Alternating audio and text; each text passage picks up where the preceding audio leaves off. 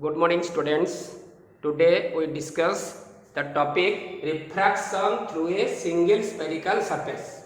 Refraction means a ray of light which is going from one medium to another medium undergoes a change in its velocity and keeping the frequency of light constant.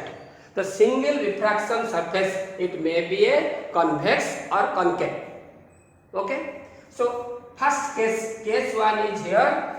The ray of light is traveling from rarer to denser medium. Here rarer medium is air and denser medium is water. The ray of refraction surface is here convex refraction surface. Convex spherical surface produces two types of image. Image are two types. One is real, another is virtual. So the case 1 is divided into three parts. Subcase A, convex spherical surface producing real image. Here O is a point object. A ray starting from O incident on the spherical surface at point A, making an angle I. I is the angle of incidence. Angle of incidence. Here CAN is the normal to the refracting surface at the point of incidence. After refraction, it travels along AI.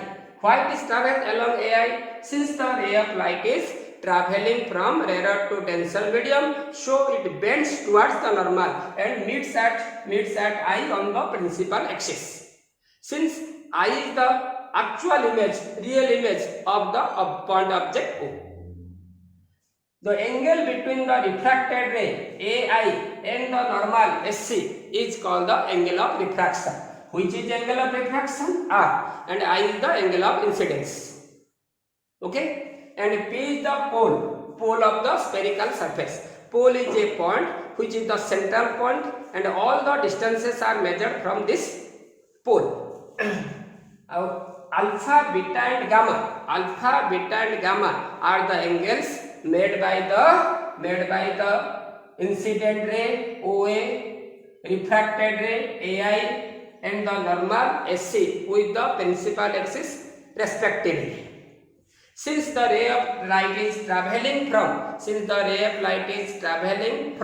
rarer to denser medium, according to the Snell's law of refraction, mu12 is equal to sin I by sin R. Sin R is equal to mu2 by mu1. What is mu2? Now mu2 is the absolute refractive index of the second medium, that means water, and mu1 is the absolute refractive index of the first medium, that is air. Or this can be written as mu1 sin I is equal to mu2 sin R. Since the angles of incidence and diffractions are very small, for the small angle of incidence and diffraction, sin I nearly equal to I and sin R nearly equal to R. So therefore equation 1 becomes mu1 I equal to mu2 R. Again, considering the triangle in triangle ACO, external, which is the external angle? I. Which are the internal angles? Alpha and gamma. So I is equal to alpha plus gamma. And in triangle ACI, which is the external angle? Gamma. And which are the internal angles? R and beta. Therefore gamma equal to R plus beta, or this implies that R is equal to gamma minus beta. Then putting the values of I and R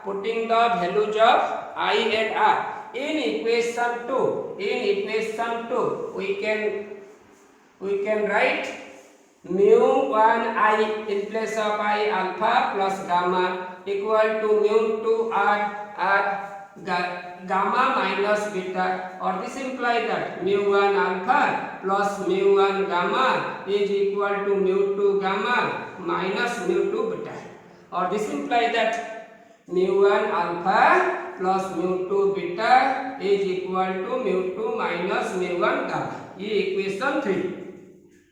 Okay.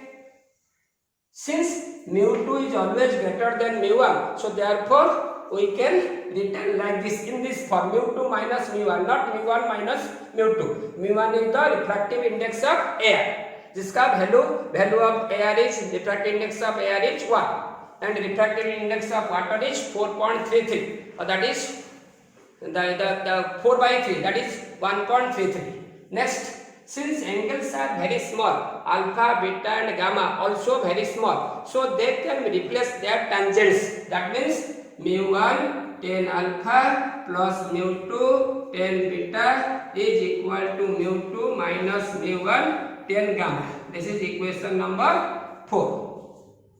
Again, in our construction, AM is a perpendicular because AP is a arc.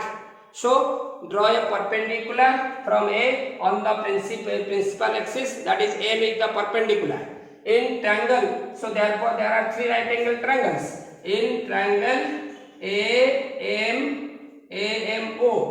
AMO, tan alpha is equal to AM by MO. In triangle AMI, tan beta is equal to AM by MI, and in triangle AMC, tan gamma is equal to AM by MC.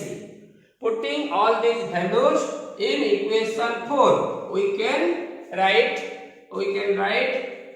mu1 into AM by MO plus mu2 into AM by MI is equal to mu2 minus mu1 whole into AM by MC.